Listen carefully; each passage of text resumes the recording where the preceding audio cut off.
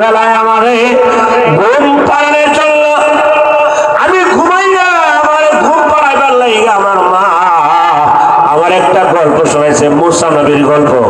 আল্লাহ রাব্বুল আমিন মুসা আলাইহিস সালামকে বলে আল্লাহ তাআলা নৌকা ছাড়া নদী পার করায় দিয়েছেন, নীল নদী পার করায় দিয়েছেন।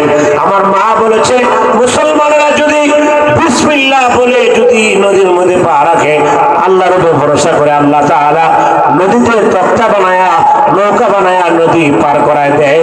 জোরে জোরে বলেন সুবহানাল্লাহ। মায়ের সে শিক্ষা ধারণ করেছেন, মায়ের শিক্ষা ধারণ করে তিনি বিসমিল্লাহ বলে নদীতে কদম দিলেন। আল্লাহ তাআলা নদীর কদম দেওয়ার পরে এই পানিকে আল্লাহ তাআলা তখতার মধ্যে জমায় দিলেন। এক কদম দুই কদম দিয়া নৌকা ছাড়াই খাল পার হয়ে বাড়িতে চলে গেছে। সুবহানাল্লাহ। বাইদগিয়া করে না, বাইদগিয়া করে সুবহানাল্লাহ বললেন আল্লাহু আকবার। কে আশ্চর্য কথা, এমন তো দলে বেড়ে ওয়াজ করবো কেমন? ছাত্র যদি বালা হয় তাহলে পড়াইতে ভালো লাগে, জানেননি? আর ছাত্র যদি লেরা বেড়া হয় তা আমি পড়াইতে পারি না। আমি একজন ছাত্র, ভালো ছাত্র হলে এর পড়ায় মজা পাই, এর পড়ানোর জন্য একটা নেশাই থাকে যে এদিকে পড়াইতে হবে। আর হলে লেদা বেদা ছাত্র হলে কোনো ইয়া নাই, হ্যাঁ বালাও বুঝে না, এর মধ্যে পড়া না পড়া পড়া এটা খামদা না খামদা বড় মানে হ্যাঁ জেন্দা দেখে সব পারে, মানে সব একরকম, এরকম হবে না। তো আপনি আমার কথা বুঝতে হবে। বিসমিল্লাহ বলে আল্লাহর উপর ভরসা করে নদী পার হয়ে চলে গেছে। এই যে শিক্ষাটা মাই দিছে, শিক্ষা গ্রহণ করে নদী পার হয়ে চলে গেছে। এখানে কি সুবহানাল্লাহ নাই? সুবহানাল্লাহ কন্যা কেন? হ্যাঁ কাহা কন্যা সুবহানাল্লাহ। মুখটার মধ্যে একবার তালা দিয়ে রাখছে, কাপড়টা দেখছো? বাড়িতে গেছে, বাড়ি থেকে বলে মা আজকে একটা কাজ হয়েছে। কি হয়েছে বাবা? ডাক দিয়ে বলে মা সারা জীবন নদী পার হই নৌকা দিয়া, আজকে পার হইলাম নৌকা ছাড়া। সুফিয়ান সাউরি রাহমাতুল্লাহ বলেন বাবা কেমনে? বলে মা তুমি ঘটনা শিখিয়েছ, বিসমিল্লাহ বলে আল্লাহর উপর ভরসা করে মানুষ যখন নদীর উপরে কদম রাখে আল্লাহ তাআলা নৌকা ছাড়া নদী পার করে দেয়। মা তোমার শিক্ষা গ্রহণ করে আল্লাহর উপর ভরসা করে আমি নদীতে কদম দিলাম, আল্লাহ তাআলা নদীর পানিকে শক্ত বানিয়ে দিয়েছে, আমি নদী পার হয়ে চলে আসছি। মা আমার পা পর্যন্ত ভিজে নাই। জোরে জোরে করবেন না সুবহানাল্লাহ। মা কি করে শুনেন? মা মারটা শুনেন, মারও আছে, মার বেরিয়ে হয়ে দিল মার মাদ্রাসা। হ্যাঁ বেটা মারটা শোনো, মা কি বলে। মা ডাক দিয়ে বলে সুফিয়ান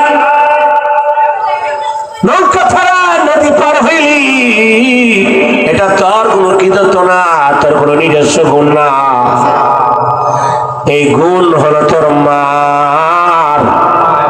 এমন এক মায়ের পেটের জন্য যে মা কোনোদিন বেহায়া হয় নাই, যে মা কোনোদিন বেপরদা হয় নাই, এমন এক মায়ের পেটের জন্য যে মা তোরে পেটে ধারণ করার পরে প্রতি রাত দাঁড়ায় দাঁড়ায় তাহাজ্জুদে আল্লাহর কোরআনে কারিমে তেলাওয়াত করেছেন সুবহানাল্লাহ। কি মা!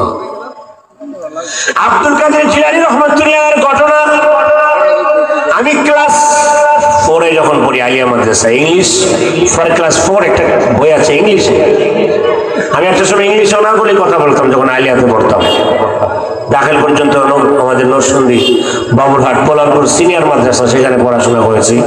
পরবর্তীতে আমার শ্বশুর নরসিংদী বাজার কেন্দ্রীয় মসজিদের ইমাম ছিল, ইনি আমার পরামর্শ দিয়ে ওই মাদ্রাসায় বাড়ি ভর্তি করছে। যাই হোক, আমি আপনাকে যেটা বুঝাতে চাই, তো ওইখানে একটা ঘটনা হয়েছে। আব্দুল কাদের জিলানী রহমতুল্লাহ আলাইহি 7 বছর বয়সে মা বাগদাদের মাদ্রাসায় ভর্তি করেছে। প্রতিদিন বাড়ির থেকে মাদ্রাসায় যেত না, বছরে একবার বাড়িতে আসতো। বাড়ির থেকে মা টাকা বলছে 1 বছর একটা দিয়া পাঠাই দিত। হঠাৎ করে রাস্তার মধ্যে ডাকাইতে ধরছে। আগে কিন্তু ডাকাত দিত বেশি, আগে ডাকাত দিত না। রাসূলুল্লাহ মোড়ে কত মানুষের মাইরা ভালো রাখছে, আমি দেখছি। 21 বছর হয়েছে এই নগর রাজ্য লাইছি না হয়েছে। টেম্পো চলতে টক টক করে টেম্পো। আর নতুন প্রজন্ম তো টেম্পো চিনতেই না, এটা আবার জাদুঘরে নিয়ে দেয় টেম্পো গাড়ি। সেজন্য আমার ভাইয়েরা ডাকাত দল সবাইকে ধরল। আব্দুল কাদের জিলানী বলে বলো তোমার কাছে কি আছে? যা সে দিয়া দাও যদি বাঁচতে চাও। আব্দুল কাদের জিলানী রহমাতুল্লাহ বলে, আমার মা স্বর্ণের টাকা আমার কাছে দিয়েছেন, বাগদাদের মাদ্রাসায় লেখাপড়া করার জন্য কিছু টাকা দিয়েছে। টাকাগুলো বের করছে ভিতর থেকে, ডাকাত দলের সরকার ডাক দিয়ে বলে, এই বেটা ছোট্ট ছেলের কাছ থেকে কি গ্রহণ করস? বলে ছোট্ট ছেলের কাছে বলে মাল আছে। জিজ্ঞাসা করে কি আছে? বলে আমার কাছে স্বর্ণের টাকা আছে। ডাকাত দলের সরকার ডাক দিয়ে বলে, এই বালক, তুমি কেন বলতে গেলা তোমার কাছে টাকা আছে?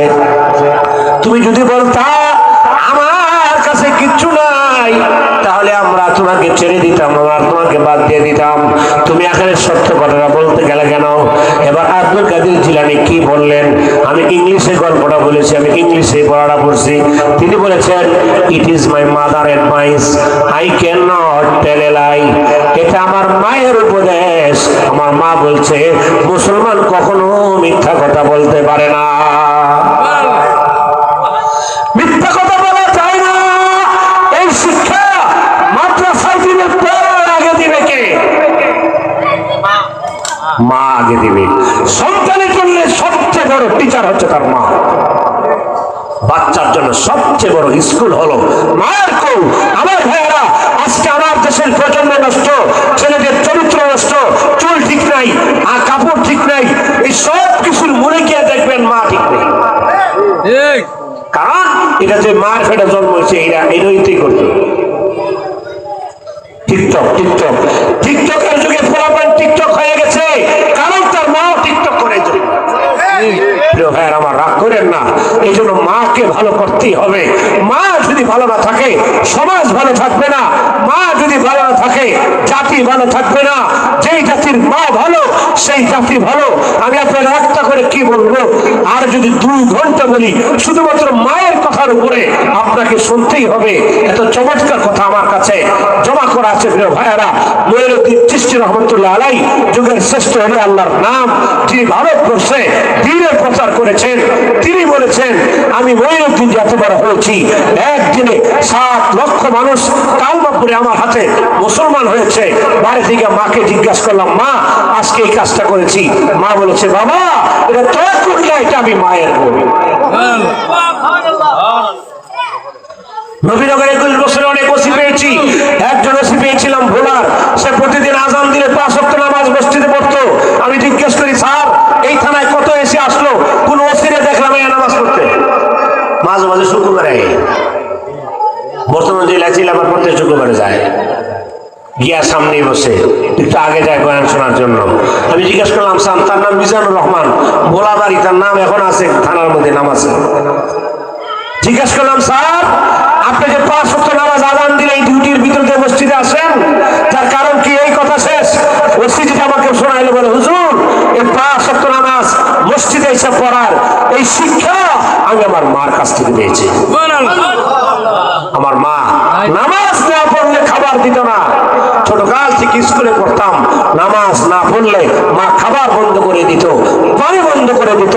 মা যে ছোটকাল থেকে এই যে একটা অভ্যাস আমাকে গড়ে তুলেছে, মা যে ছোটবেলা থেকে আমাকে এইভাবে নামাজের উপর প্রতিষ্ঠা করেছে, এখন যত ব্যস্ততাই হোক, ছোটকাল থেকে নামাজের প্রতি একটা অভ্যাস, একটা টান তৈরি হয়ে গেছে, একটা মায়া তৈরি হয়ে গেছে, যার কারণে আমি আর আজান দিলে থাকতে পারি না। অল্প টাইম আমি আর থাকতে পারি না, আমি সোজা চলে আসছি মসজিদে। এই শিক্ষা আমি পেয়েছি। বলেন কার কাছ থেকে? কথা বলেন কার কাছ থেকে? সব বাদ দেন, আমি যে হুজুর হয়েছি এটা আমার মার অবদান। মুফতি নুরুল্লাহ রহমতুল্লাহ আলাইহি, তিনিকে জিজ্ঞেস করা হয়েছিল, তিনি বলেছেন এটা আমার মার অবদান। প্রিয় ভাইয়েরা, এই জন্য একজন ভালো মা দরকার আছে না নাই? ভালো মা তৈরি হবে যে প্রতিষ্ঠানে, চিল্লা বলেন সে প্রতিষ্ঠানের নাম, আরে আয়েশা মাদ্রাসা, যেগুলো মাদ্রাসা, সেই মা তৈরি করার জন্য ভালো ডাক্তার করে ভার্সিটি যেমন দরকার, ডাক্তার ব্যারিস্টার বানানোর জন্য, একজন আল্লাহওয়ালা মা বানানোর জন্য মাদ্রাসার দরকার। মাদ্রাসার শিক্ষা ছাড়া ভালো মার জন্য হবে না, মাদ্রাসার শিক্ষা ছাড়া নেককার মা হবে না। এই জন্য আয়েশা সিদ্দিকা রাদিয়াল্লাহু তাআলা আনহা, এই মহিলা মাদ্রাসা, এই রাসূল কেরামের জন্য সবচেয়ে বড় সম্পদ। জোরে কোন ঠিক না? না ঠিক? আমি বলেছি আজকে যেই ভাই জায়গা দিয়েছেন, এক মুরব্বী, উনি বলেছেন এই জায়গা দিয়েছে। আমি বলছি চাচা, মাদ্রাসা নবীতে জায়গাটা দিচ্ছেন না, এর চাইতে কোটি গুণ বেশি জায়গা আল্লাহ জান্নাত আপনাকে বোঝাই দেবে। সেই জন্য আবার ভাইয়ারা, এই মাদ্রাসায় অনেক মেয়েরা পড়ে, যে মেয়েরা গরিব, বেতন দিতে পারে না। কারণ ছেলেদের জন্য এতিমখানা অনেক আছে, পুরুষের জন্য এতিমখানা আছে, পুরুষের জন্য পুরুষ মাদ্রাসার অভাব নাই, কিন্তু মেয়েদের, গরিব মেয়েদের লেখাপড়ার তেমন ব্যবস্থা নাই। আমি নবীনগর একটা মাদ্রাসা দিয়েছি, আমি জানি অনেক মেয়ে এমন আছে বেতনটা দিতে পারে না, বোরিংয়ের খানার টাকাটা দিতে পারে না। মা নাই কেন?